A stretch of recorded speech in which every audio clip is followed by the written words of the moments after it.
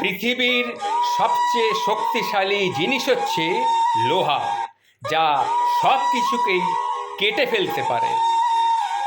লোহার থেকেও শক্তিশালী হচ্ছে আগুন, যা লোহাকেও গলিয়ে দিতে পারে।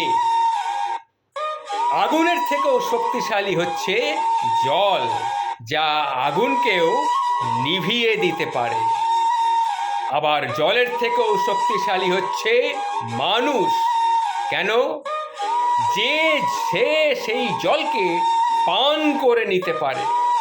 আবার মানুষের থেকেও শক্তিশালী হচ্ছে মৃত্যু, কারণ যা মানুষের অস্তিত্বকে ধ্বংস করে দিতে পারে। আবার মৃত্যুর চেয়েও বড় হচ্ছে আশীর্বাদ, যা মানুষকে মৃত্যুর মুখ থেকেও ফিরিয়ে আনতে পারে। সুতরাং প্রতিটি মানুষের উচিত বড়দের আশীর্বাদ কিভাবে তার মাথার উপরে বর্ষিত হতে পারে সেই দিকে চিন্তা করা, সেই দিকে এগিয়ে যাওয়া। সুতরাং বড়দের আশীর্বাদ মাথায় নিতে যদি আপনি পারেন, আপনার জীবনটা সুখের হবে, এটা কিন্তু মাথায় রাখবেন।